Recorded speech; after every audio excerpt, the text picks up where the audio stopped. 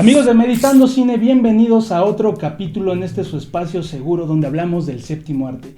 El día de hoy me encuentro con un invitado que seguramente muchos van a recordar, una joya en el cine mexicano y que ha dejado huella en este gran arte. Ademar Arau, mucho gusto y gracias por estar aquí. ¡Woo! ¡Están disparando, mamá!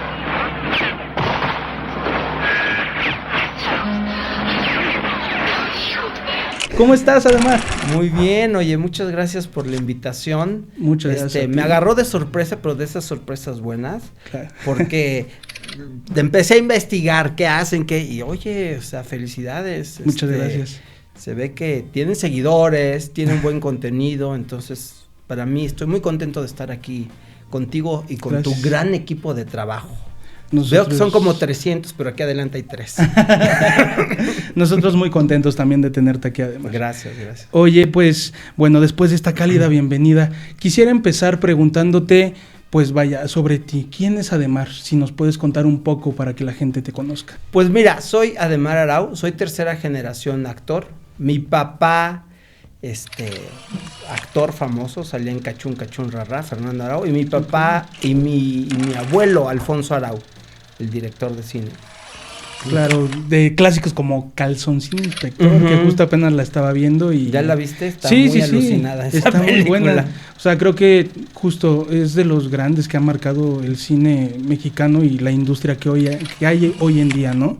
¿En qué momento llega la actuación a tu vida? Desde niño, claro, te viste involucrado en este mundo, en esta industria, pero ¿siempre tuviste esa espinita de ser actor?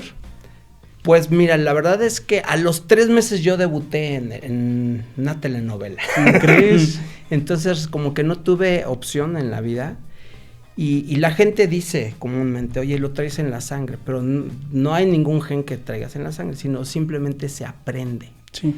Entonces a muchos niños, a todos, nuestros papás siempre nos dan lecciones de vida. Y a mí mi papá desde niño me daba lecciones de vida con el escenario. Y me decía, mira, la vida es como un escenario. Entonces, pues eso se te va metiendo en la cabeza, ¿no? Y entonces acabas no queriendo ser actor, sino que no tienes de otra porque el ejemplo es muy poderoso. Claro, lo vives al día, ¿no? Día a día en tu casa. Claro. ¿Cómo fue el primer acercamiento que tuviste con una película, con alguna obra de teatro? ¿Qué es lo primero que recuerdas que dijiste, quiero estar en este mundo? Claro, aparte de ver a tus familiares, ¿no? es que la verdad no tuve opción. A mí me pusieron a actuar desde niño y los primeros recuerdos que tengo fue, ya sé dónde. Hice una película que se llama Tacos de Oro, el Chido One. Y me acuerdo que mi papá me dijo, vas a actuar en una película. Ok. ¿Cuántos años tenías ahí? 8 años. 8 años. 8 años. Y no tenía, o sea, esto es muy empírico. La gente realmente, como todo en la vida, tú empiezas, alguien te enseña. Yo me acuerdo el primer día de filmación, mi papá me dijo, tú tienes que hablar como niño barrio, banda. Ok. Y pues, digo, yo no sabía tanto cómo se hacía, ¿no? Sí. Pero eres niño y que tu papá te enseñe, entonces, ¿qué pasó, mi chido Juan? Entonces, Cámara, pues sí es cierto. Una ruca de aquellas bien chancha, que ya me la traía yo bien azorrillada. Y cada vez que me aventaba el trompetazo, se levantaba y pegaba de brincos. Hasta que de repente se volteó y me dijo, oiga joven, ya párele de soplar a la corneta que le va a quedar la boca oliendo a pito. Yo me volví al tercer día, es que eres niño y todo lo absorbes. Sí. Entonces, ese fue mi primer acercamiento y fíjense, en esa película mataban unos perritos y yo tenía que decir, chale, ya chafió la fiera y sus perritos, ¿no? Okay. Y lloraba y me acuerdo, eso fue antes de Rojo Amanecer. Y yo me acuerdo que para esa escena yo tenía que llorar. Ok. Digamos que cuando llegué a Rojo Amanecer era yo un experto en llorar. Sí. Y pero ¿cómo le enseñas a un niño a llorar también? Claro, es un poco de lo que quería preguntarte. ¿Cómo era el proceso para ti siendo niño en estas escenas pues tan fuertes, es no? Que no hay, o sea, eres un niño que simplemente estás aprendiendo y lo haces. Era tal vez más natural para ti. Es súper natural. está muy grueso el ser humano, los niños, pero por otro lado, imagínate, esa película de Chido One estaba Mario Almada, estaba mi abuelo dirigiendo, estaba mi papá, o sea, realmente está rodeado de gente muy experimentada. Muy gruesa. Sí. O sea, el círculo de protección es muy grande. Sí. Entonces, pues, caí en blandito. Entonces, no tuve otra opción. Todo me daban consejos. Y en esa película, por ejemplo, en Chido One salió Luis Felipe Tovar, que años después se volvió mi maestro de actuación. Tiene su escuela, ¿no? Uh-huh. El set. Yo estudié ahí con él un tiempo. Okay.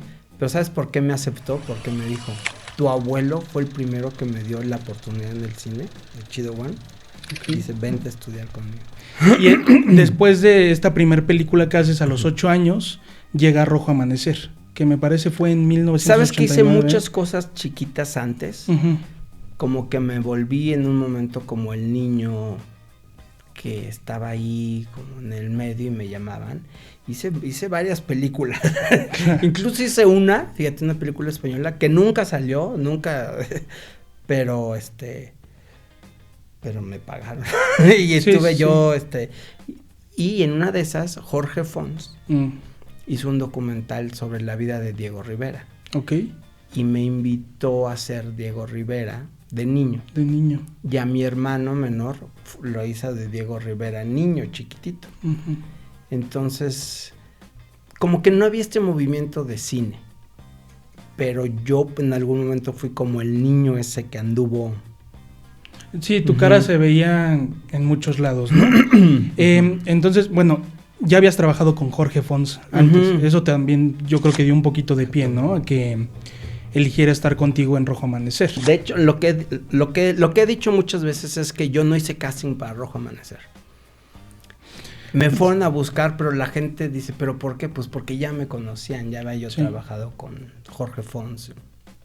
Ok. Y bueno, para este proceso, tú estuviste cuando estaban buscando las locaciones, todo este rollo que se dio de que no podían grabar, no había mucho presupuesto. ¿Viste todo eso o ya entraste de lleno al proyecto? No, hombre, cuando yo era un niño, yo jugaba fútbol en la calle. Sí. De hecho, cuando fueron a Rocotitlán, porque mi papá era dueño de Rocotitlán, que fue un antro de rock muy famoso. Ok. De Rocotitlán salieron Caifanes, Café Tacuba, entonces estaba sobre Insurgentes. Entonces había un restaurante ahí y yo me acuerdo el día que estaban en la mesa Jorge Fons, Héctor Bonilla, mi papá. Y yo andaba jugando en el parque enfrente y nada más me sentaron 5 minutos, me dijeron, oye, va a haber una película, ¿quieres actuar? La escena final es un poco fuerte. ¿Tú qué vas a decir? ¿Qué vas a opinar? O sea, yo sí, pues sí, ahorita vengo, sí, ahorita voy a meter unos goles, ahorita vengo, ¿no? Sí. Y así es como toda mi carrera artística hasta después de Rojo Amanecer, sucedió. Yo no la escogí. Hay muchas anécdotas. Por ejemplo, en una película me pidieron que yo no dijera que era nieto de Alfonso Arau, porque iba a aparecer como como que gratis. Sí. Entonces hice casting con mi segundo apellido y me quedé. ¿Se puede saber qué película es? Esa película se llamaba Reto a la Vida, creo. Reto a la Vida. Reto a la Vida. Ok. ¿Qué son las cosas que recuerdas de Rojo Amanecer? Que te hayan marcado durante el rodaje. De Rojo Amanecer fueron muchas cosas. La primera es que me sacaron de la escuela. ¿Cuánto duró el rodaje? Creo que duró como... Es que mira, no tengo las fechas. Yo sentí que fue mucho tiempo, pero te voy a decir por qué. Porque yo estuve ahí mucho tiempo. Mis papás como que me entregaron en manos de Héctor Bonilla y yo tenía un maestro, un tutor, que era uno de los soldados de la escena final. Yo hacía de mi tutor y actor.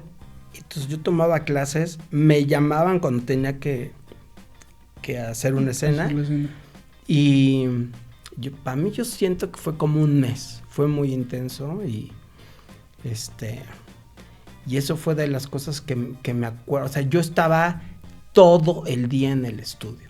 todo el día. Yo veía que iban y venían los Bichir, Eduardo Palomo fue un día, una cosa así. Sí me acuerdo de Valentín Trujillo cuando llegó y traía pistolas, siempre como eran las películas así andaban, ¿no? Llegaba y quería y presumía que para las... Bueno. Y y lo bueno fue que Héctor Bonilla tenía un hijo más o menos de mi edad. Okay. Sergio Bonilla, que ahorita es un súper actor, ¿no? Sí. Entonces me la pasé ahí, pero sí fue muy intenso.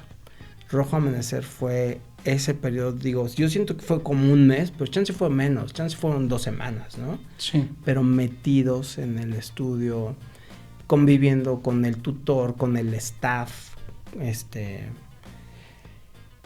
y pues bueno, esos son muy light, porque aparte, ¿sabes qué? Jorge Fons era muy tranquilo.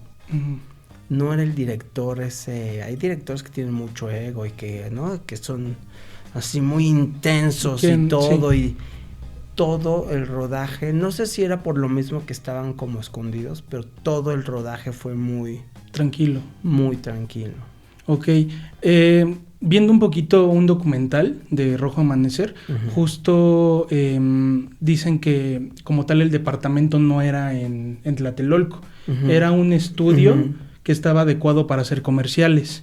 ¿Qué tan difícil era como la organización dentro de la producción, estando en un lugar tan pequeño y llevando también la historia, solo dentro del departamento, no hay muchos exteriores? Pues de hecho en la película se escucha el eco, no sé si te das cuenta, se escucha el eco porque era un estudio, son de los detallitos uh-huh. técnicos de Rojo Amanecer que porque hoy en justo día, no estaba adecuado, ¿no? Pues sí, era una bodega enorme por Acoxpa, me acuerdo, ¿no? Ok. Y pero todo el rodaje, fue muy tranquilo, o sea, yo no sé si fuera mi percepción de niño, pero con decirte que yo no recibí ni siquiera mucha dirección actoral. Okay. Y hay unas escenas en la mesa donde yo veía a los Bichir y los veía súper intensos. Y yo estaba así, ¿no? Como en las escenas, y yo decía, así, o sea, tú y yo estamos aquí cerca, ¿no? Pero uh-huh. Imagínate que tú y yo aquí cerca sintieras como y ellos actuaban así. Yo decía, estos cuates sí son, o yo estoy mal, estos son muy intensos, son demasiado intensos. Entonces, creo que parte del éxito de Rojo Amanecer es que nadie controló a nadie. Ok. Cada quien hizo su chamba, María Rojo, Héctor Bonilla. ¿Tuviste algún acercamiento? ¿Estuviste con ellos, no sé, algunos días antes también para llevar como esa relación de padres e hijo? Nada. Porque también, o sea, digo, estar frente a María Rojo, a Héctor Bonilla, que ya eran actores muy grandes, lo acabas de decir, ¿no? Veías a los Bichir en estas escenas donde justo creo que están discutiendo uh-huh. lo del movimiento, de que si salen o van a la marcha. Sí. Como niño, que era, lo que sentías, ¿no? Digo, al final ya estabas dentro de la industria, ya tenías uh-huh. ese callo actoral y uh-huh. no, porque pues, tal vez no lo habías como estudiado, pero te dejabas ir un poquito por la improvisación, de pronto en esas escenas. Pues mira, está grueso porque te digo, no había un coach, no había... Jorge Fons, digo, quizás no recuerdo bien, pero no me pedía no había retos actorales, y a mí medio me daba pena, ¿sabes? Okay. Porque yo actúo como de 8 o 9 años, un niño, y yo no era tan niño. Yo tenía 10, 11 años, una cosa así. Entonces hay escenas muy recordadas que yo digo, ya llegaron los Beatles, o ya llegaron los rusos. Y yo ahí en el estudio decía, qué oso, porque yo sabía que tenía que actuar como un niño de 6, 7 uh-huh. años. Me daba pena, o sea, varias de las escenas que hice, lo que yo sentía me daba pena. O sea, me daba pena a mí, quizás era como preadolescente, ¿no? Sí. Entonces... está grueso porque eso no se proyecta. Claro. Yo vi Rojo Amanecer hace poquito y te voy a decir algo muy honesto, que yo no me había... Creo que el protagonista soy yo. Sí, justo estábamos platicando hace unos momentos antes de que llegaras de que el protagonista, quien vive todo el golpe de la historia, eres tú, ¿no? Tanto desde inicio, porque estás con este personaje también que muchos, ¿cómo decirlo?, se adjudican, le tienen amor, que es el abuelo. Y es esa relación que tiene también contigo, ¿no? Claro. Entonces creo que la historia se va desarrollando en esos momentos donde está contigo, donde tú ves que tus hermanos salen a la plaza, tu hermana se va con la amiga a estudiar, Claro. Y tú estás en tu mundo haciendo la tarea, solamente escuchas, ¿no? Pero también tienes esa cosquilla de saber qué pasa, yo creo que con el mundo, qué está pasando en tu país. Lo acabas de decir hace unos momentos, estás en la preadolescencia de decir, ¿saldré? No saldré. Obviamente estudiando un poco, no sé si te contaron el movimiento estudiantil antes de hacer la película. Claro. En ese momento pensabas, ¿tú lo hubieras hecho estando en una situación en esos años, cuando pasó lo del movimiento? Pues mira, lo interesante es que siempre hay dos, y no le he dicho esto públicamente, pero es que ya llevamos muchos años, que cada año se repite. Entonces, como actores, porque al final de cuentas piensas, si tú le ponchas la magia roja amanecer, la verdad somos actores, ¿no? Es todo sí es un movimiento, pero mucha gente nos pide como opiniones políticas. Claro. A mí a cada rato, ¿qué piensas de la transformación y de qué piensas de...? Entonces, quieren ídolos, quieren estandartes del mismo movimiento del 68. Y la verdad es que somos actores, ¿no? Entonces está este balance. No te puedo decir, honestamente, del movimiento, pues sé lo que quizás todos sabemos, ¿no? Pero no puedo tomar una bandera política porque somos actores. Aunque la gente no lo vea así, a final de cuentas, eso es lo que somos, actores. Y muchos actores son muy malos políticos, ya lo hemos visto. Sí. Entonces, es mejor como dejar la magia de la película, la interpretación, detalles que le pertenecen a un actor. Claro. ¿No? Jugar con estos roles, papel, ¿no? Ahí sí yo puedo opinar y hay un balazo y lo que sea. Sí, porque el personaje me permite, pero es el personaje. De hecho, yo hablo del personaje del niño, de Carlitos, ¿no? Como el personaje. No digo yo, porque a final de cuentas es el personaje del niño que sufre todo este rollo. Digo, yo tuve la oportunidad de interpretarlo, pero no me lo tomo como... Porque no confundo el movimiento del 68 con la actuación como si fuera un solo paquete, ¿no? Sí. Porque entonces sí sería muy difícil expresarlo. ¿Cuál es tu punto de vista como actor, como político, como...? ¿no? Entonces, bueno, fue una gran experiencia y en el fondo, pues sí hay que saber dividir, separar, ¿no? Sí.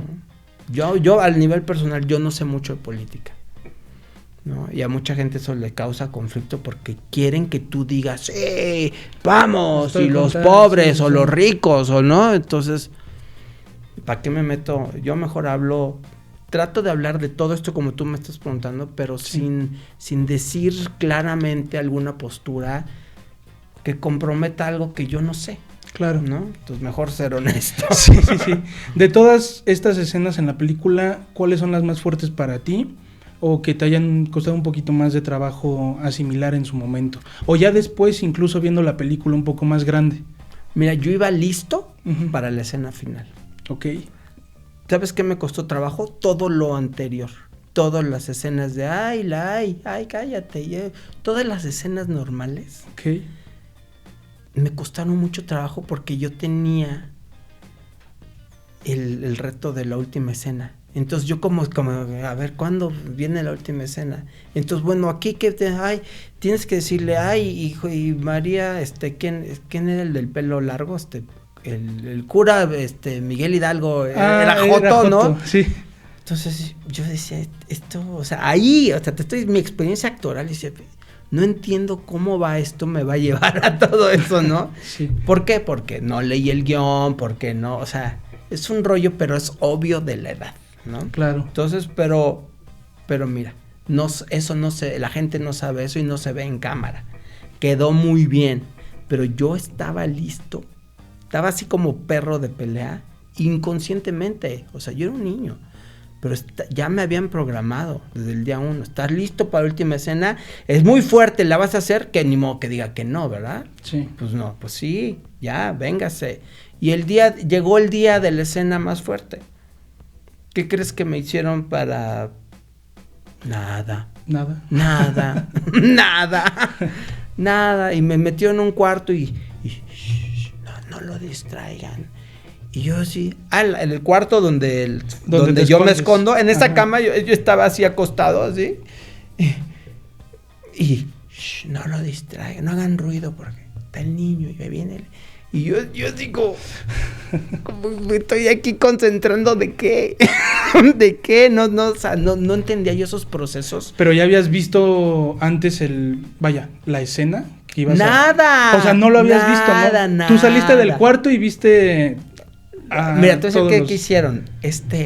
Creo que Jorge Fons o alguien puso a todos los estudiantes, o sea, todos los bichir y todos los que les dan cuello ahí, sí. Los pusieron a correr por el foro, los metieron, ese sí fue un ejercicio de actores. Okay. Que yo se escuchaban unos gritos y los subieron hacia la azotea y el eco y yo decía, ¿qué están haciendo? ¿Qué es esto? ¿Por qué a mí no me están, o sea, a estos los echa a correr y ¡pum! Y yo decía, ¿y a mí que yo voy a llorar? O sea, ni me imaginaba. Dije, pues ahorita me van a colgar a mí de la azotea o algo, me van a dar unos toques así en los dedos para que me prendan. No sabía yo qué rollo. Entonces, a la última escena, ellos todos estaban muy intensos, pero venían de este ejercicio actoral, ¿no? Y yo estaba así escondido en el cuarto y ¿sabes lo que tuve que hacer? Así, acción. Salir llorando. Yo no hay ningún momento en el que, y te lo digo como espectador, porque sí. ¿Cómo haces eso? Así de que silencio todos, o sea, creo que fue más difícil. Sí. Y acción. Y entonces yo no hallaba la forma de, yo decía, ¿cómo se llora? ¿Cómo lloras? Ya con el tiempo aprendí con el gran Mario Zaragoza que tú puedes llorar muy fácilmente. Sí. Pero de niño no hallaba yo la forma de llorar. ¿Qué pasó? Me empecé a imaginar lo más triste. ¿Lo asimilaste con tus familiares reales? Sí, que se moría mi hermano. Claro. Empecé a pensar que se moría mi hermano. Y eso o sea, cada vez que me decían, ay, bien, ¿y cómo estás? ¿Listo? Y yo tenía que ir a ese momento en el que me decían, tu hermano se murió. Entonces, eso me mantuvo. Sí. Pero tenía que visitar ese momento en la mente de que mi hermano. Y ese fue mi truco. ¿Quién me lo dijo? Nadie. Fue puro instinto. Sí, claro, porque en esa escena que es la más fuerte, sales y no vas llorando, ¿no? Desde que sales, o sea, más bien lloras ya cuando ves a todos ahí tirados.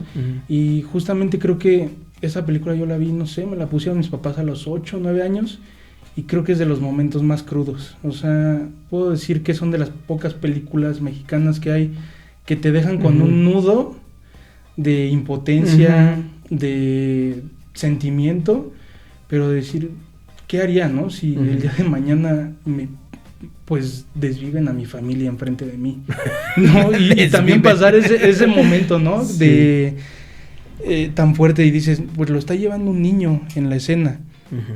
Y prácticamente la escena termina contigo en la plaza con todos los cuerpos. Bajas, ves también a tu hermana y al otro hermano, ¿no?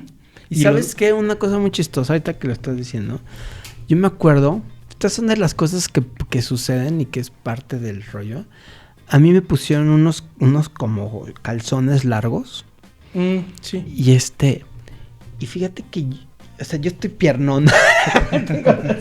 Y yo estaba muy consciente de que dije, que me pongo una pijama o algo así. Sí. Yo estaba muy consciente de la bajada porque me acuerdo ni en la primaria me gustaba estar enseñando las piernas. Y pues ni modo. ¿Qué te quiero decir con esto? Que en la actuación hay veces tú no decides. Deciden. Y un actor es aquel que pierde... Prestas tu persona todo, ¿no? Es un servicio integral, entero. Si tienes pena, oye, es que no quiero que se me vea el cachete, ¿no? O sea, hay muchas actrices, no, pero es que a mí de este perfil no me tomes. En el cine y en la actuación verdadera, no hay. Como diría Luis Felipe Tovar, cuando tú le gustas a la cámara, cuando no tienes prejuicios, dice, los gordos se ven flacos, los feos se ven guapos, ¿no? Los chaparros se ven altos, ¿no? Sucede una magia cuando pierdes conciencia. Entonces, me estás haciendo preguntas que me están haciendo... Yo te estoy diciendo, me daba pena decir ¿no? Decía, como los Beatles, Y yo decía, no manches, ¿qué es eso? ¿No? Lo de... todos los diálogos parecían como de un niño bobo que no era yo. Pero esa es la perspectiva de una persona normal. Pero en la actuación, en este mundo que sirve a las audiencias, que transforma culturas, porque Rojo Amanecer es una película de culto. Sí. ¿Qué tienes que hacer como actor? Servir al personaje, servir a la historia. O sea, tú no decides. Qué bueno que yo no decidí salir en pijama ni cambiarme los diálogos. ¿Por qué? ¿Qué hubiera dicho, no? Yo hubiera cambiado totalmente el contexto también, ¿no? Y ese creo que fue, ahorita que lo estás mencionando, un poco el secreto de Rojo Amanecer, que hubo como un servicio al guión que escribió Javier Robles, ¿no? A su visión. Mucha gente dice, ay, es que te dejan con la historia, pero mucha gente dice, me hubiera gustado ver un poco más. Sí. No vas a tocar Rojo Amanecer, no le vas a criticar. Tiene sus errores técnicos, tiene sus... Creo que fue lo que fue y no le cambiaríamos nada. Pero en el fondo, sí hay cosas que si se hiciera en esta temporada, quizás la misma audiencia te pediría un poco más. Pero bueno, estas son cosas que se quedan ahí y en las películas de culto no les puedes reclamar mucho. Sí, y justo, o sea, dices, ahorita es una película de culto y justo quiero llegar a ese punto donde terminan de grabar Rojo Amanecer. Esto fue en el 89 y hay el rumor, ¿no? De que la película duró enlatada 15, 10 años. No, sí duró. Porque el gobierno no dejaba que saliera. ¿Recuerdas ese momento? ¿Hasta cuándo fue que salió? ¿Fuiste al estreno? Yo no sabía que había estado, pero estuvo un sexenio, o sea, no 6 años, sino digamos que ese mismo sexenio que le hicimos no salió hasta que terminó. O sea, creo que estuvo como 4. Pero yo estuve hace 2 años en la Cineteca y el ayudante de ¿cómo se llama el productor, el de las pistolas? Valentín Trujillo. Valentín Trujillo. Ajá. El ayudante dijo que él tuvo que llevarse los rollos en la cajuela de su carro. O sea, un rollo que yo decía, yo no sabía estas historias. Esto sí es de traficantes de arte, sí. ¿Verdad? Esto es salvando el cine nacional. Entonces, sí hubo cosas que yo no sabía. Y en reuniones, porque cada año hay reuniones y cada año te vas enterando de más cosas. Uh-huh. Sí fue una cosa muy, muy desafortunada, ¿no? Imagínate como productor. No sé si tú o yo haríamos una película que sabes que va a ser ilegal, ¿no? O sea, que... Sí. o que no tu vida corre peligro, ¿no? Sí, no. Sí. No sé si toda la vibra en el foro era por eso, entonces. Me hace pensar eso, ¿no? ¿Por qué estaban tan tranquilos todos? ¿Por qué era como... acción y vamos a ejecutar y vámonos a su casa y nos vemos mañana en Tlatelolco? En Tlatelolco hicimos 3 escenas, creo, ¿no? Justamente las hicieron, ¿recuerdas si las hicieron el mismo día o fueron separados? Rápido, pero oye, jamás entramos a un departamento de Tlatelolco, jamás. Sí. Fue ahí con los soldaditos que estoy jugando ahí en un país, o sea, ¿no? Y no sé si pidieron permiso. Yo creo que sí, ¿verdad? Tampoco, pero se ve muy yo me acuerdo que era, boom, tírate a sofá. Ah, esa es otra que yo decía, ¿qué hago yo aquí jugando soldaditos? No manches. Sí, Pero justo viendo el documental que te platico, también lo que dices, ¿no? De que seguramente ofrecieron ayuda. Mucha gente, Héctor Bonilla comenta que muchos les dijeron, van a grabar algo del 68. Necesitas mi departamento, ¿qué necesitas, no? La última escena, porque en la última escena hay cuerpos en la plaza, bueno, en el inicio de la plaza bajando el edificio. Eso lo grabaron con mucha producción, había solamente una persona con cámara. No, eran las 5 de la mañana. Uh-huh. No había nadie, todo el mundo estaba dormido. Sí, hago mucho énfasis, yo creo que en estos detalles, porque es lo que muchos se cuestionan y tienen sobre esta película, cómo la hicieron para grabarla, o sea, por todas las amenazas que recibieron, de que duró enlatada 3-4 años, e incluso tuvieron que hacer una junta en presidencia para que saliera la película. La primera vez que la viste con los cortes que le hicieron, o la viste ¿sabes ya? Qué? Mira, y lo digo a toda la cámara, no hubo, es más como los rumores, ¿cómo se dice, no? Lo que la gente piensa, no se le cortó mucho a Rojo Amanecer. Ok. Yo he escuchado y he estado, estos últimos años, estuve muy cerca de Javier Robles, que fue el escritor, y de su esposa. Sí. No hubo, o sea, ya a mí ya me dijeron que se le cortó, pero no te lo digo no porque no quiera, sino porque no me acuerdo bien y no quiero dar datos equivocados, pero fue un par de cuestiones como personales entre el escritor y lo que quería decir, porque Javier Robles y su esposa eran muy de izquierda, muy de, ¿no? Sí.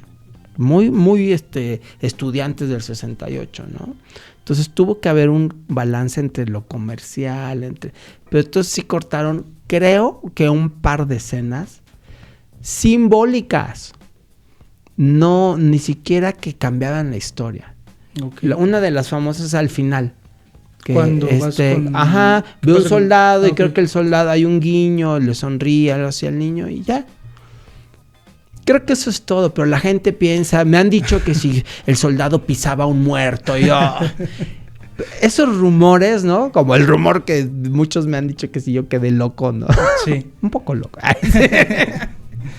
Son los que circulan. Pero se le cortaron escenas simbólicas, pero no alteraron la historia.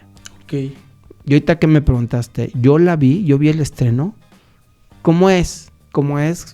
Te digo, si alguien te dice, esta es la versión original, tú vas a decir, vi la misma versión, porque no vas a saber distinguir cuál es qué le quitaron. Uno es un diálogo, creo que no dice algo, y otro es el final con el soldado. Justo creo que el diálogo es cuando le preguntas al abuelo si todos los soldados obedecen órdenes. Ah, exacto, ¿cómo sabes eso? En el documental que vi, justo le preguntas, ¿todos los soldados tienen que seguir las órdenes? Y él te dice, sí, todos. ¿Los soldados siempre tienen que cumplir las órdenes? Es como que... Algo por ahí era, ¿no? Sí, que no les gustó mucho a los escritores, a Javier Robles y su esposa, como diciendo, ese era ahí nuestro... Pero comercialmente dijeron, podemos sacrificarlo si vamos a ganar con toda la historia.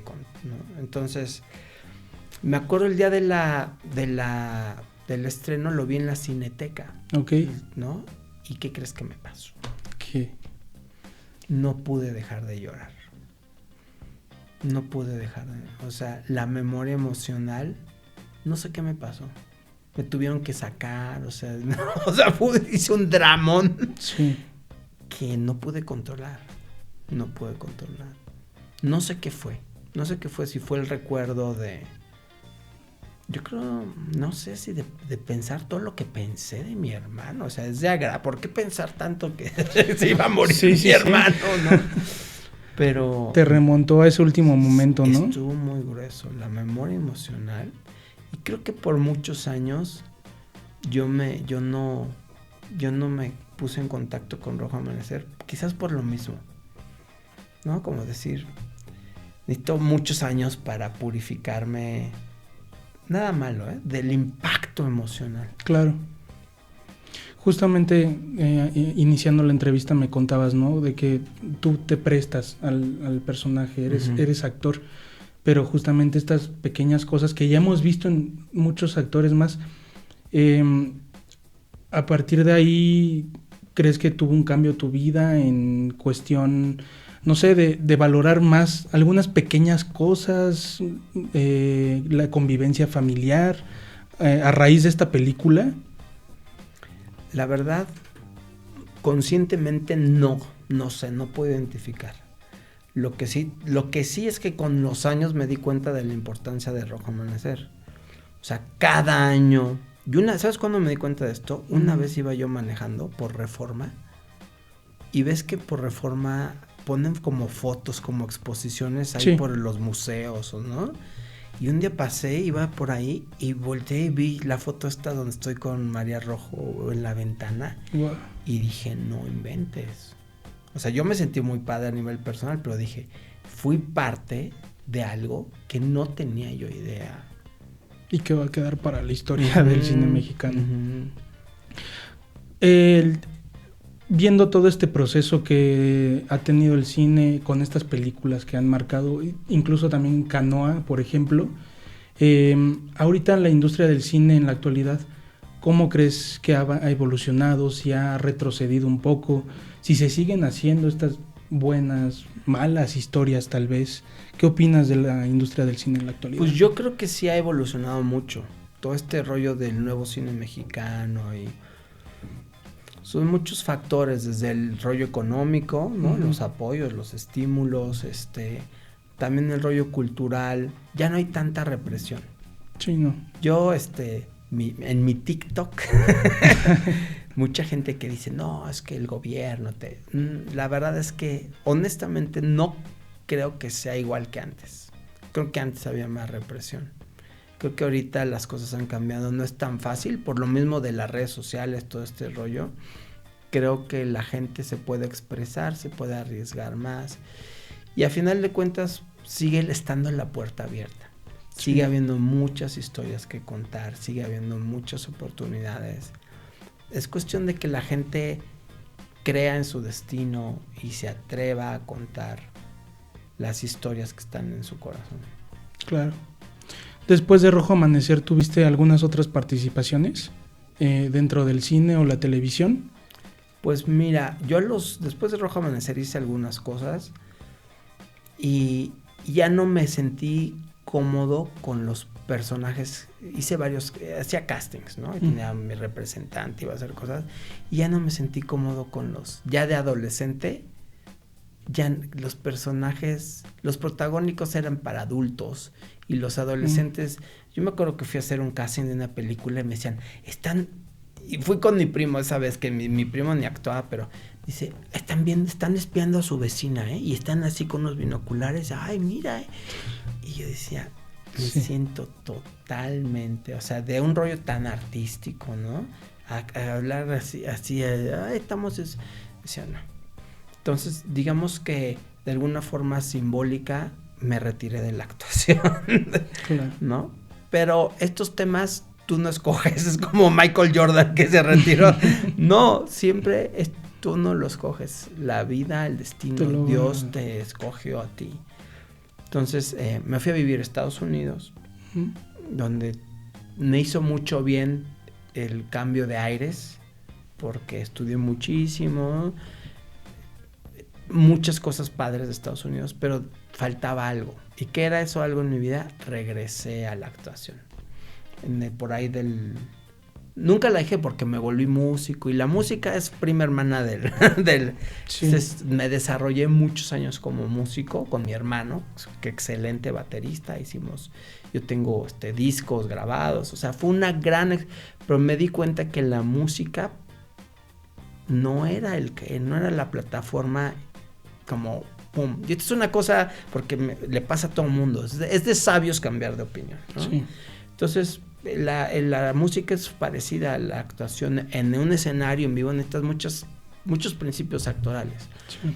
Pero por ahí del 2010 dije, tengo que volver o combinar. Entonces eso es lo que hago ahora, combino la actuación con la música, pero yo soy actor y músico. Ok. Además, ¿qué te llevas de Rojo Amanecer? ¿Qué experiencias, qué es lo que con lo que concluirías que te aportó como persona y como actor? Pues Rojo Amanecer veo cómo es el esfuerzo de muchas personas.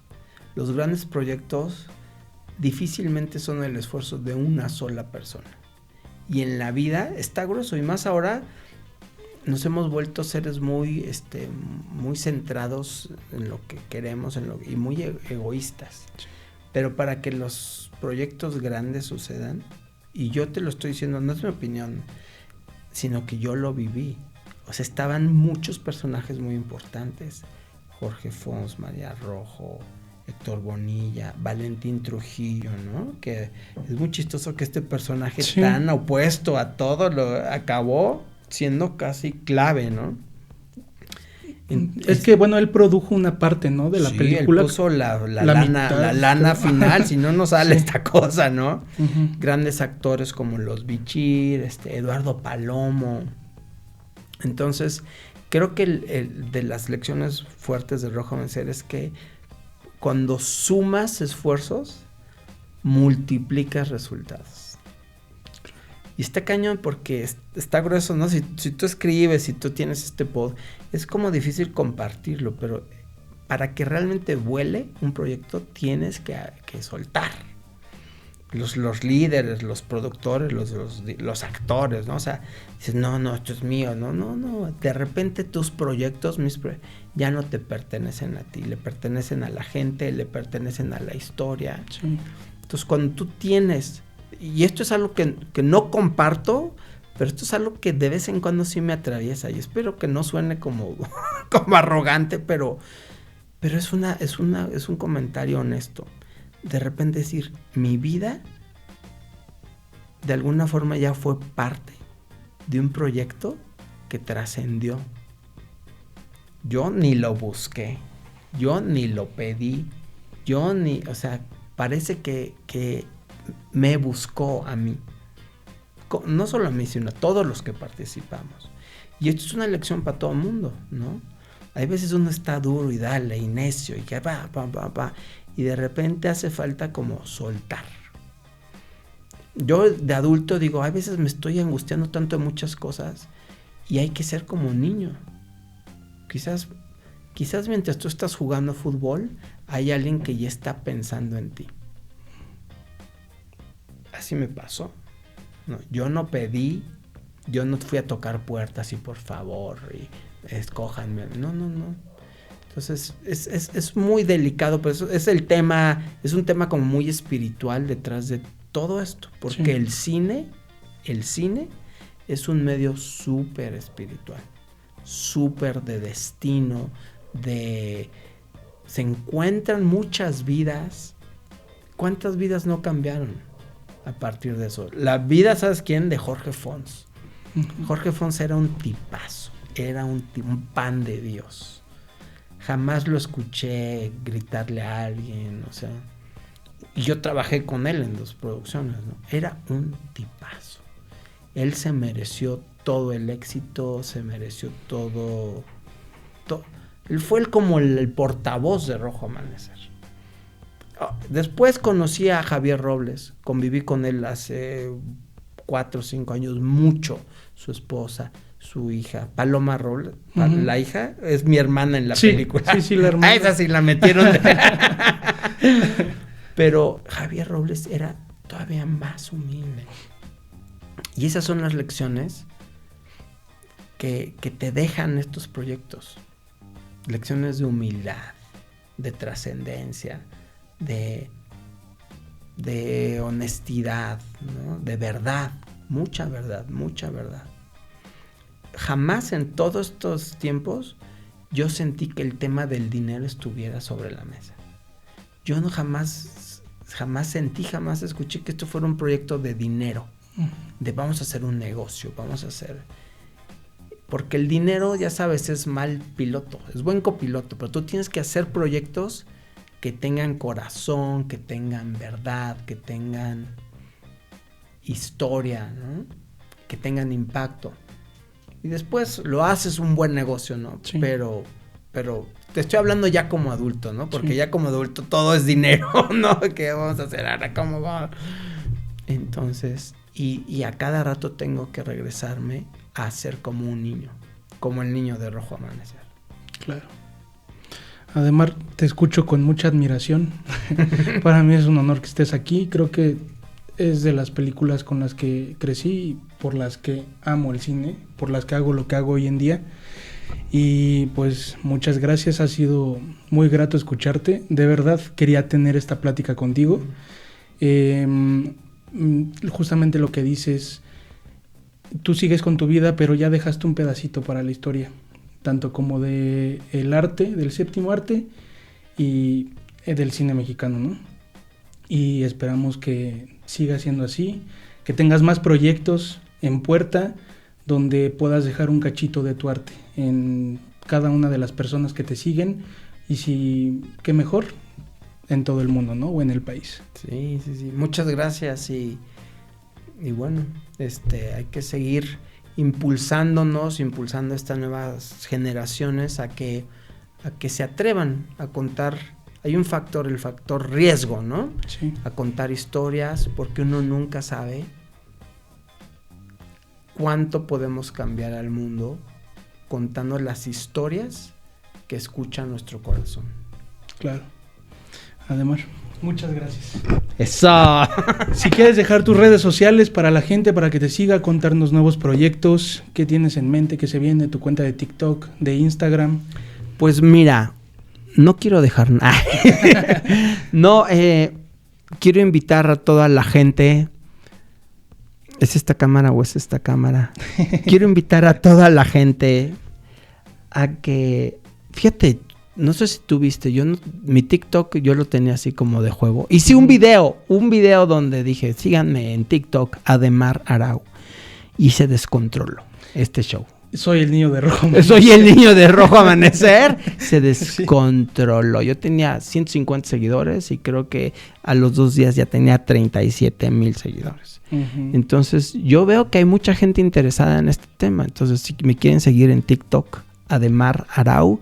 Y ahí, pues bueno, estoy compartiendo. Si quieren un poco de aprender de actuación, si quieren ver un poco de la música que hago, pero a final de cuentas es compartir el arte. Y proyectos sí tengo muchos, y tengo proyectos muy padres, ¿no?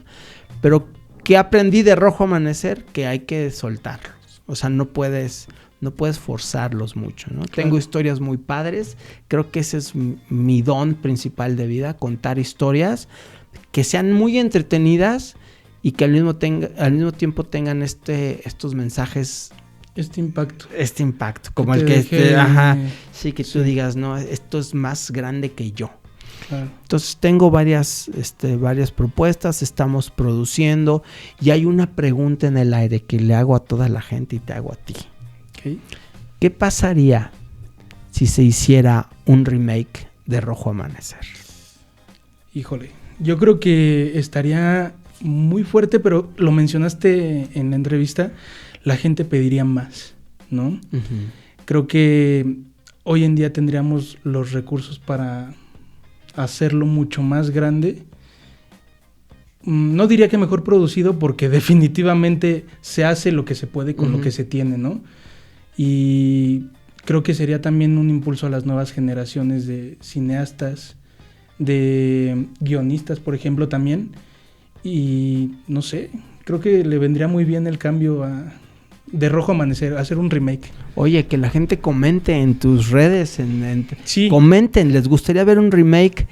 Y obviamente, mira, el remake es el nombre comercial. Uh-huh. Sería imposible hacer un remake. O sea, imagínate grabar escena, o sea, no. Sería como una adaptación. Y creo que nunca nada supera la primera. No, a mí ya me han dicho, casi me lamentan. Sí. Jamás sería un actor como Héctor Bonilla, como los... No, son competencias, hombre, porque la gente empieza...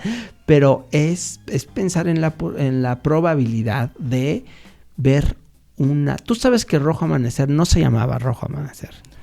Bengalas en el Se cielo. llamaba Bengalas en el cielo. Ujú. Y Valentín Trujillo llegó y dijo, estamos un hombre más sanguinario, ¿no? Porque Que él era el... justamente hace como que mucha coherencia en la Sí. escena donde Sí, pasan el sí, plano, ¿no? De Pero de todas Tlatelolco. formas, ¿no? Sí. Entonces, estuvimos haciendo una obra con una compañía de danza, Ujú. unos 4 o 5 años, hicimos una obra de teatro basada en homenaje a Rojo Amanecer. No te imagines mucho esto, pero éramos 3 actores de la película y un buen de bailarines. Y hasta yo bailé. ¿No? Estuvo muy padre la propuesta, estuvimos en Bellas Artes. O sea, Wow. pero este proyecto se manejó como Bengalas en el cielo. El nombre original. El nombre original, que estuvo también muy padre. Sonaba muy bien. Yo he pensado en hacer como un remake y ponerle, como todo es comercial ahora, ponerle Bengalas. No Estaría sé. muy bien. No Lo sé. esperamos. Y claro, comenten si también lo esperan. Yo creo que sería muy buena idea. Y pues que ya se empieza a cocinar. Sí. Mira, Lo esperamos. ¿quieres que te dé una primicia o te vale? Hablé con la viuda, porque Javier Robles murió hace 2 años, Sí. y me dijo, mira, Ademar,